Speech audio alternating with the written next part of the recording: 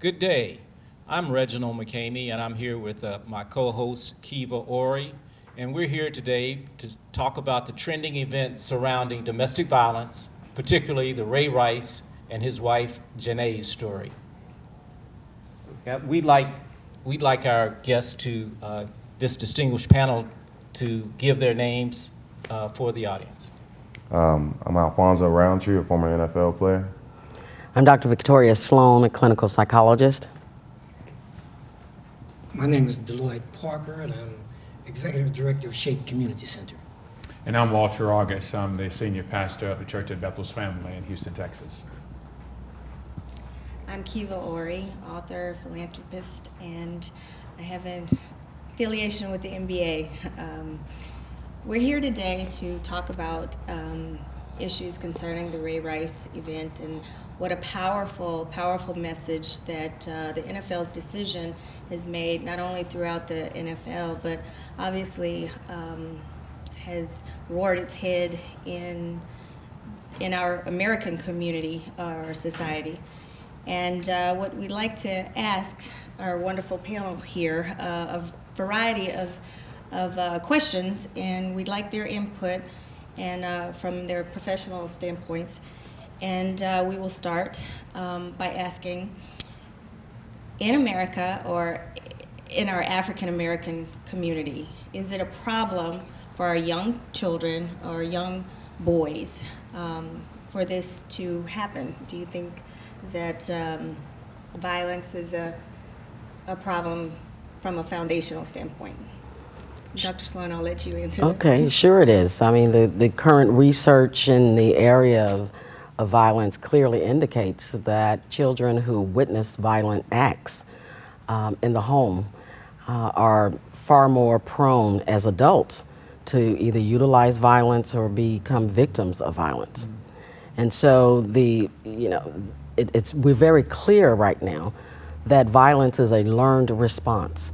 Obviously, it's not something children come into the world knowing about. It's something that unfortunately they learn by watching the adults and caretakers in their lives. Okay. Yes, Deloitte, as a community activist and director of SHAPE, what's been your perspective on domestic violence in the community? Well, Brother Reggie, we are what we live. That's our reality. We are what we live. And unfortunately, not only in many of our families, there's violence, but we have to not forget America is a very violent country. And we part and parcel of that violence. Okay. So it's much deeper than the media would put it out there to be.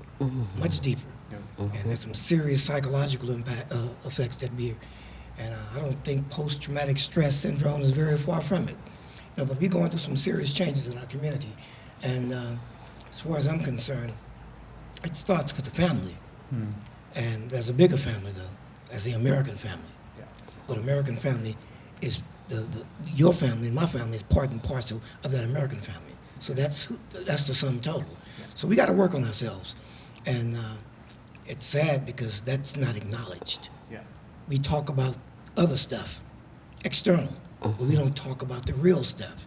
We kind of skate over that. Okay. It's deeper than what we hear. From a biblical standpoint, or the church is such a big part of the African American community. Pastor, can you tell us how it's impacted your profession? Well, I appreciate that, and honestly, it's greatly, I think, one of the widest kept secrets in the church, because we counsel a lot. And before they get to the attorneys or the psychologists, the spiritual leaders are the primary to go to, because that's who the women come crying That's to. true.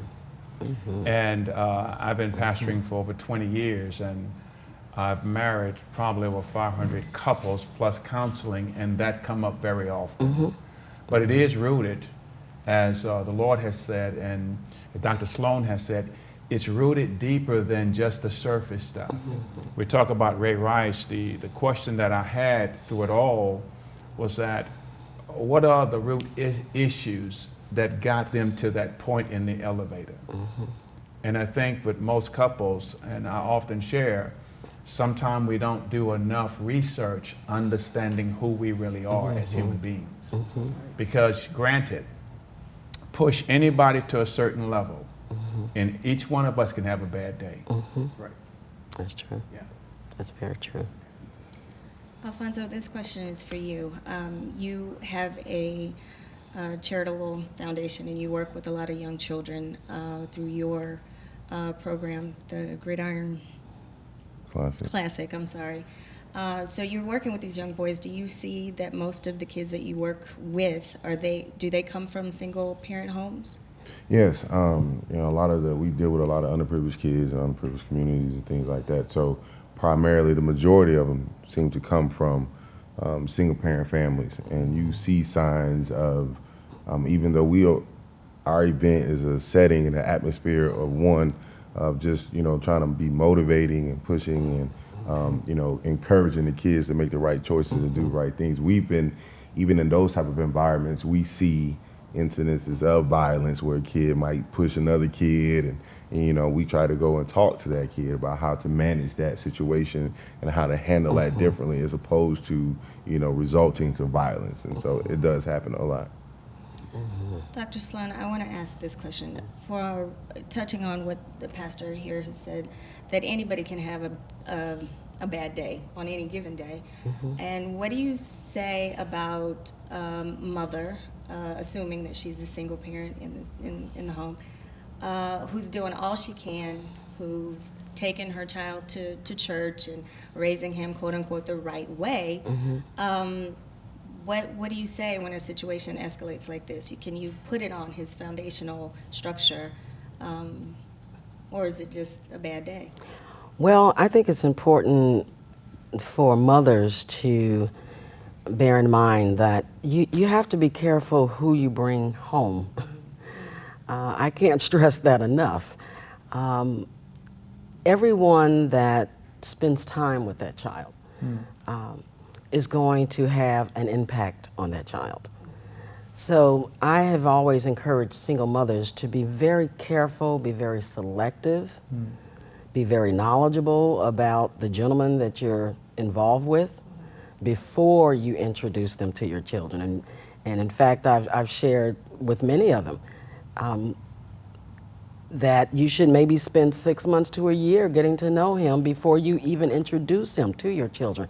I think we have to do a better job at screening, those individuals that have access to our kids.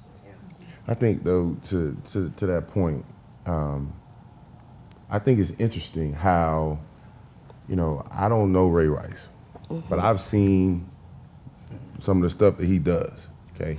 He does a camp in the community. He does stuff in the community where he lives and in the city of Baltimore. And I think it amazes me how this one particular incident can now, we want, people in media want to question everything about this guy or about that person. I think you're right in, in having to screen and understand somebody. But you know what I've learned, and I think we all, to me, you'll never know everything about somebody. You'll never know, what you're going to get out of that person until you arrive to that moment in time where that situation arises to see how they're going to respond. Now, it's unfortunate that the response was what it was with him in this particular incident, but that doesn't mean to me that makes him a bad person. Like the pastor just said, it may have just been a bad day, or just in that moment, he just reacted because of the intensity, the emotions that was wrapped up into it, and just a natural reaction. Sometimes if he had another second to think, or maybe if he took another second to think, but he didn't, maybe things would be different. We wouldn't be talking about this today. But I just think, it raises a huge question to me how, society, our society, the world has changed, just like the Lord said. I mean, society and the country has changed so much. Yes, our family structure is different. The way that people raise their kids are different. The views on raising children are different. I mean, everything has changed and shifted tremendously. And I think, to say that we have to question his foundation or anyone's foundation because of that moment in time. Now, there's a repeated history of it, then that's one thing. But if this is the first opportunity we've seen, and just because he is who he is from being a pro football player, and he's he's a celebrity and all of that, I just feel like it's really unfair in some regard. Well, that's a important point you brought up. This is becoming his defining moment, he said his mother didn't bring him up this way. And I know, Deloitte, you have dealt with a lot of children in the community. You have a program where you take children to the Pettus Bridge, and you Freedom Tour. Yeah, the Freedom Tour, and you have summer camps, and you deal with a lot of different children where their mothers are bringing up them correctly. Should this be the defining moment for him, as Alfonso says? Of course not. And getting back to what Dr. Sloan was addressing, these choices that you make, decisions that you make, are all based on your belief system and your values. They are. Even the bad decisions we make. So we'll make mistakes. We make them every day. But why is Rice exempt from forgiveness? Why should he be exempt from saying, "Hey, man, you made a mistake. Let's correct it and move on"? I mean, if you're truly a believer, and if your belief system is just, then forgiveness is in order. Forgiveness with some corrections and some teachings. Because I'm going to tell you something. You talked about how many of us contribute to the development of a child. The church, the school, the neighbor. When they talk about an entire village, they're not joking about That's that. right. It's entire, but we got to look at that village. That's right. And check out that village. That's right. So, of course, he made a mistake, but guess what? We all make them. We all make them. And like right now, every Wednesday night, we have 100% parental participation at a parenting meeting at Shape Center. Every Wednesday. Now, that makes a difference. That makes a big difference. Absolutely. And when they come, we spend 1 hour addressing some real issues. That's right. We have a heck of a curriculum. And that makes an impact. We've had situations where children were spanked a little bit too hard. Before you spank a child, you make sure that you're okay, you cool. You wait a couple of minutes, hours, That's right. maybe a day. That's right. Because all that internalized oppression That's right. That's right. that's piled up in you. I got stabbed in South Africa when I went to help with the election. But I didn't judge South Africa. And I understood, because what happened in South Africa could happen in Third Ward. But I understood that when you internalize your own oppression, you're going to take it out on people Oh, who yeah, look just like absolutely. you. And it's deeper, like I said, it's much deeper than what we're absolutely. addressing. It's much deeper. Pastor, before we move on with the next question from Kiva, you said you've done a lot of counseling. Yes, sir. Do you think counseling would help in this situation and probably should have been done versus banning him from the NFL or dropping him from the Ravens? I think the banning Ray Rice from the NFL is the knee-jerker for what has been revealed. That was already revelation for those who made those last decisions in the last few days. Unfortunately, now Ray Rice is a bad guy. But the reality of it is that this stuff should have been dealt with 6 months ago, 5 months ago. Because they had the proper protocol and information. But of course, when the video is released publicly and the world see it, then they see the damaging part, and then you have a whole lot of emotions attached to it. That's right. I think, unfortunately, when it comes down to get to your question, I do believe, as these gentlemen are saying, and also Dr. Sloan, we really have a greater issue at hand that we need to address. Do we put profits before people? Because, see, Ray Rice is in the spotlight, but I promise you, there's over probably 10, 15, 20,000 men just in the U.S. in the last week that have done something as foolish as this, but they're not even on trial. That's right. remove the star status, That's right. remove the millions, That's right. you don't have a case at all. I mean, we spend a lot of money on Band-Aids. You know, meaning it's like we check out a fly and we hit that fly and then see another. We never try to figure out where they're coming from. That's true. Same thing here. We have a systemic problem. It's bigger, much bigger. It's systemic in that what's happening with us, just like in the police brutality cases, we go spank the officer on his hand, not realizing that an officer is trained, one, to kill. That officer is trained to shoot here. There's no head, no arms, no legs in range practice. Secondly, there's no accountability. Nobody's held accountable. I know this is different than what we're talking about, but it still has to do with accountability and what you're taught to do and what's systematically what's in the system itself. Exactly. So we have to attack the system. Same thing with Rice. It's the system that we have to address. And you know, violence is all over the football league, all over that. I mean, but how are we dealing with it? That's right. You know, how many hits, how many times has he been hit upside the head? How many times has that helmet has been, how many concussions have that been? And I'm not saying this is the case, but we know that happens. And what impact does it have on him That's right. and the people he's around? How do they deal with anger in that locker room, in that organization? Yeah. Do they even deal with anger? Do they have any meetings where they sit down and discuss therapeutically the anger that we have at home, in the locker room, on the field? Do they address any of that? No. So I consider Ray a victim, just like the lady whom he hit. They're both victims. There's two victims to be dealing with. Now you can think about who the victimizer is, who the one who think of. You know, I think Pastor August brought up an important point as well. If you take away the notoriety and celebrity, you know, what do you have left? We tend as a society to, you know, elevate professional ball players to a godlike status. You know, we see them as being larger than life.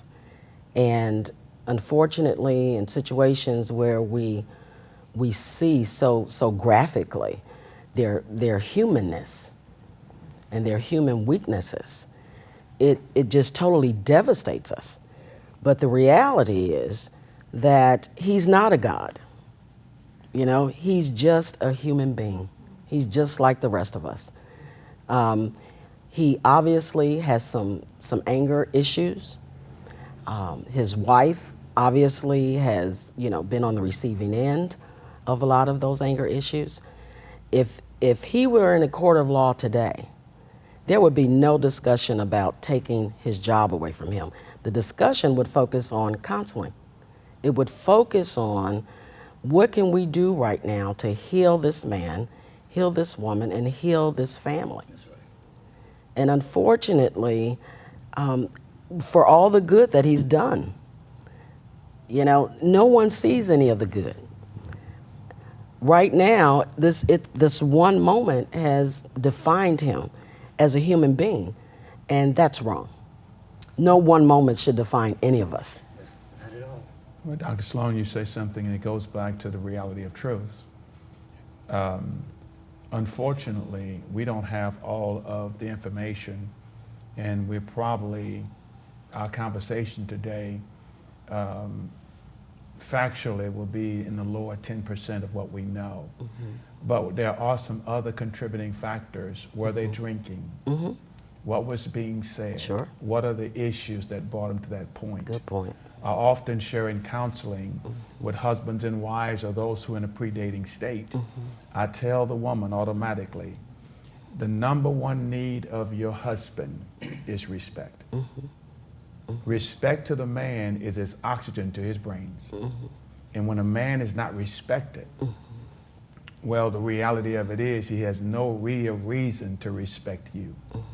It's a natural for the man. You get to a point where I do believe if you look at overall sincerity of the NFL, something like this happened. This is a 911. This is when you raise the bar to red light. Let's stop, time out, NFL's time out Sunday.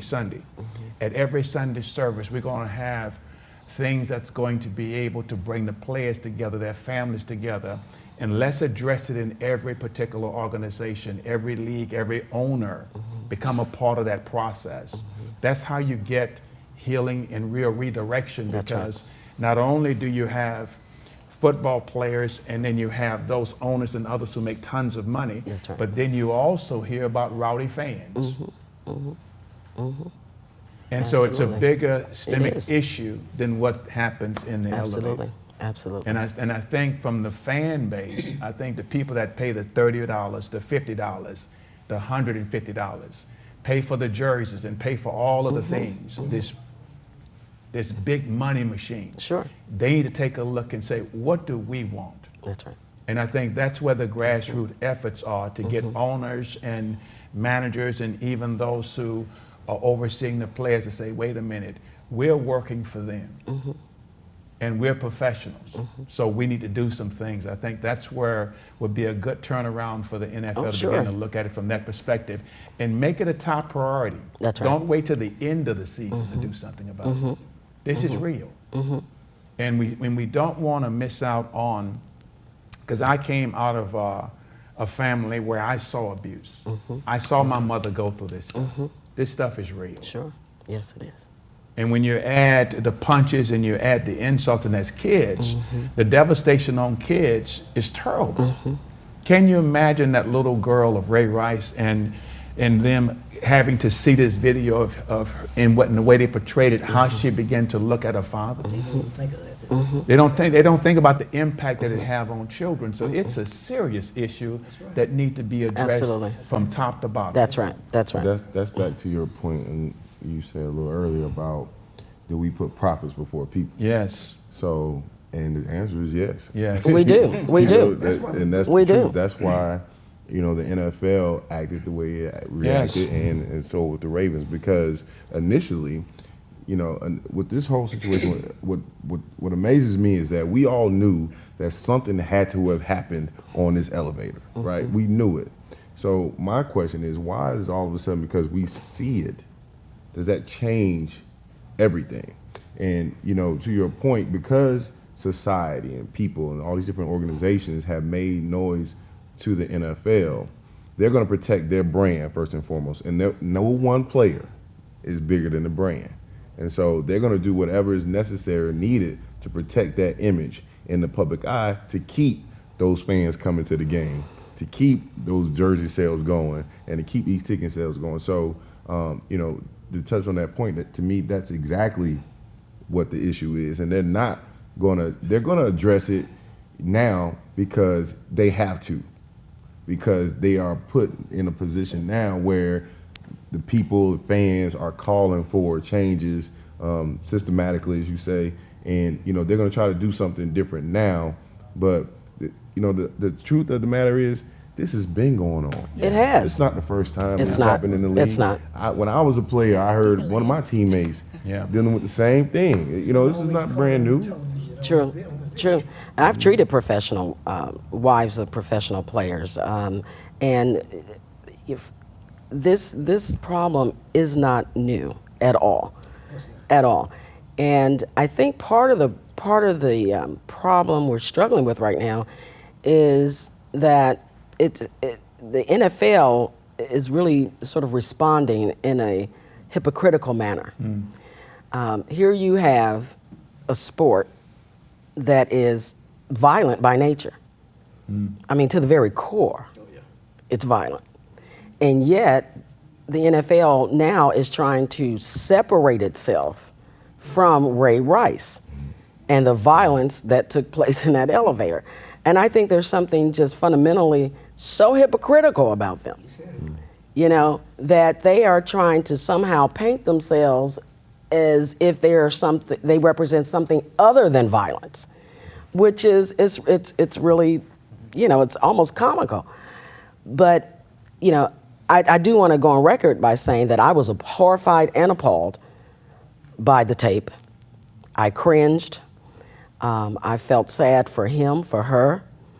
I saw it as a reflection of a lot of deep-rooted issues in both of their lives that converged into this sort of perfect storm and was documented, unfortunately, for the world to see. And I just want to continue to encourage them and others like them, because you see, domestic violence is probably the most frequently occurring crime that occurs all across this country. It is hidden behind closed doors all over America, you know? And I suspect that some of the people who were most enraged by the video were women who have actually gone through it and who were appalled as I was by it. Which brings me to our next question. I think we all can agree here that I believe America is the only country that places so much emphasis on celebrity status and money, and the lack of accountability contributes to enablement. So what, if any, responsibility does the female have in these volatile situations? Well, I think females have to be clear and have boundaries that they adhere to and that they communicate to those individuals that they are in relationships with. And I think it's important, you know, as a female, that when you are, you know, having a conflict or disagreement with your mate, that you really try not to escalate it. Amen. Okay? I mean, there comes a time in a discussion or a conflict where it's clear that, you know, I'm not listening to you and you're not listening to me. We're just kind of shouting at each other and nothing productive is happening.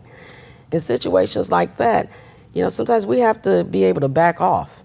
Well, That's a good word. yeah, when I looked at the video, and I too was appalled at it, but it looked like she was coming at him.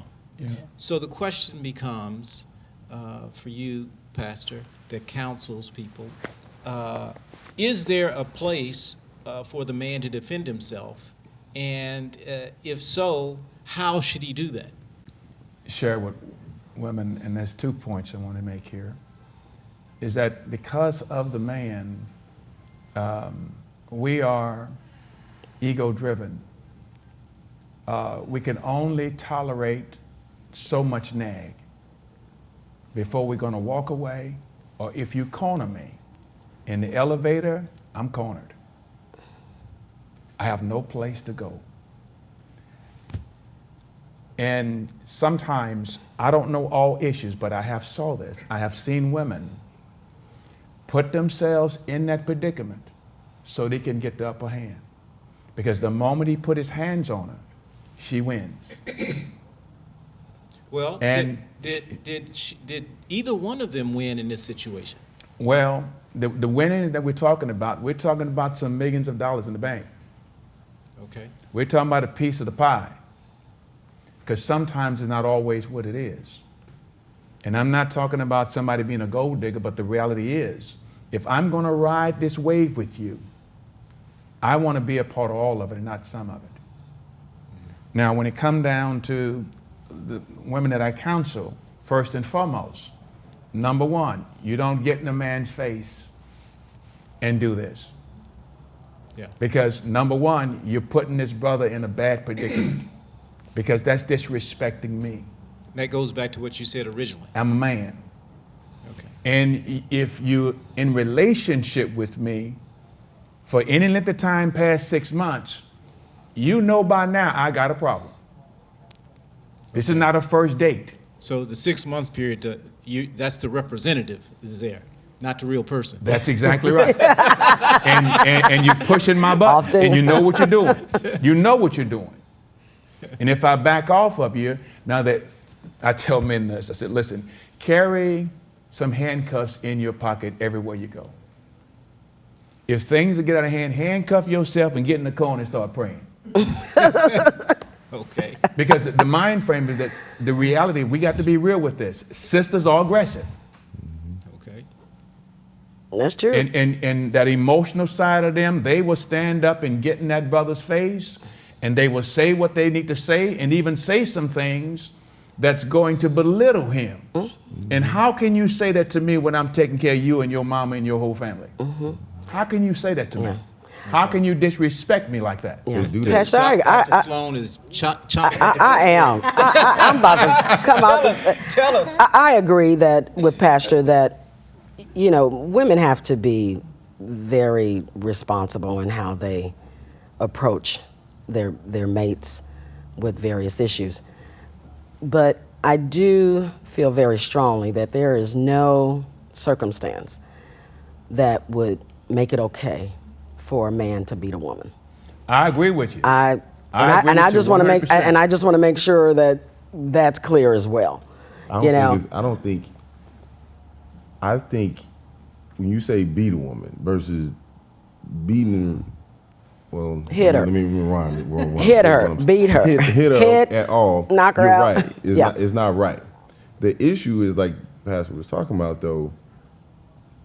It's tough when you have a woman who's in your face. Yeah, You that's know, true. demeaning you, saying things that she knows is purposely buttons. hitting you and trying to hurt you on purpose. And I'm not saying that your reaction should be to hit her. What I'm saying is that I definitely agree with him and you that that's a tough situation. It is a tough situation, but men have to do a better job at identifying the drama queens too. Right. You know, I'm sorry. I'm sitting down look, here. I know mean, there's some really, people out there looking at me saying, Lord, you gonna sit and let him tell us that? Look. No, I'm not. The man has equal responsibility. That's it. And we have to point that out clearly. I understood what the pastor's saying and what you're saying, but the man has, hey, it's okay to step back to move forward. that's it. I said, it's okay to step back That's to right. move forward. That's right. And many times in a situation like this, you have to step back. You have to allow certain That's things, right. and sometimes we're not able to. We have to work on ourselves That's right. in that case. That's right. We have to step back in order to move forward. Had he been able to, and I'm just not this situation, but any situation, had they been able to step back, then they could have moved forward maybe more rationally and more in a more practical. We wouldn't be where we are right now in this case. So I'm saying, I'm not a chauvinist, and I'm not one. I think that we have equal responsibilities, Yes. maybe different responsibilities, That's right. Right. but equal responsibilities. And we have to acknowledge that, because the reality of it all is that what happened, happened. And I promise you, it's going to happen again. It is. And until we strengthen our families, and we say it shapes strong family, strong nation. We have to make sure that our family is strong and be able to deal with these situations like this. And that's what I'm going to work on. Yeah. That's what I'm going to work on That's every right. day. That's right. And I encourage the sisters and the brothers out there to work on making your family strong, stronger today than it was yesterday. And make sure your values are important, the right values. That's right. Because we know we got some, that's enough. Okay, this question kind of touches on what you mentioned before. Had the tape not been presented and we saw the whole situation on the elevator, what would the NFL have done? How do you all feel that the media, news media, as well as social media, have impacted the decision that the NFL has made, and how has it, or how do you feel it will impact our society as a whole? Well, first off, like, you know, the NFL making their decision because of the media, because of social media, it's potentially impact their sales. Again, that image. They're going to protect the brand. They're going to protect that image to make sure that it's always intact, because the game is going to continue beyond this Ray Rice situation. So they're going to do what they need to do to protect that. How it impacts the society, I think it just brings maybe a little bit more attention to it. But although we all know, you know, we've known before this, that this is, you know, like we just talked about earlier, this is not a new issue. This is not a new, it's only been highlighted because of Ray Rice's occurrence with his wife. And that's the only reason. Now, I honestly think that not much is going to change. This is going to be another conversation that, you know, 5 years from now, it's going to act like, we're going to have this story about Ray Rice, but it's going to be the same thing. Well, Dr. Sloan and Pastor, do you think the NFL decision has been beneficial for the NFL, for the Ravens, or for the Ray Rice family? Decisions to do what? Clarify that. Their decision to terminate his contract with the Ravens, their decision to ban him from the NFL. Personally, I think it is a replication of protecting our brand. That's a conclusion of them apparently having the video information already. And one report say Ray himself told the commissioner himself what I did. And so the reality of that is we look at the money. I think we can do it this way, 2-game suspension. You and your wife just go out, take some pictures, let us sit down there, do a news conference, tell them y'all working some stuff out. Let's go ahead. And this is going to smooth over. However, if someone else get a copy of that video and go public with it, it's going to be a whole nother story. And we've all been in meetings before from a corporate entity. Somebody will say something. Now, if this ever get out, I'm telling you right now, I'm denying we even talked about it. They do that in board meetings, though. By all means. And so this is that point now, it's out. So I don't know anything about the tape. But has it been beneficial for any of the parties? I think the beneficial part is for, I think, Ray and his wife to get an opportunity to really see the injustice that was done to them by not embracing them and dealing with the issue at hand and being upfront and transparent with it. In other words, they got terrible counsel, I believe. They did. They really did. From the NFL, so that's bad. But I think it's good for them because I think right now, for them really, they will see who their real friends are. They will be blessed tremendously. And my prayer, honestly, is that God would work through their lives and they would make this a pivotal point in their life, that there's life after the NFL. Great, thank God for my athletic skills and what I can do. But I still got some money in the bank. I'm not leaving here broke. Right. I got some money. And then they can take their lives and their family and do something tremendously, and it can be good for them. And Dr. Sloan, how do you feel about that? Well, I agree with everyone that the NFL stands to benefit solely from this decision. And unfortunately, the decision, because it's such an extreme response, where you ban someone for life, I mean, that's a very extreme response. The NFL, could have had a more middle-of-the-road response, where they got with Ray and said, look, you're going to keep your job, but we're going to give $5 million to, shelter for battered women and children, and you and your wife are going to have to go somewhere and get some help. You're going to have to go out and to these battered women's shelters nationally. Ray, you're going to have to talk to men who batter their wives. You're going to have to tell your story. I mean, this, as horrifying as this whole incident has been, it could have been used to generate so much good. And that's a good segue into our last question. We got to wrap this up. We got 3 minutes. And you have given some solutions. Alfonso, do you have a solution that you think that the NFL or the Ravens should have followed? I think programs need to be put in place for both the guys and the women as well, and them together. I know that each team, they have depending on the coach and the organization, his belief, but they have chaplains and people that they can counsel with and talk to. I think it's important that everybody's a part of that process.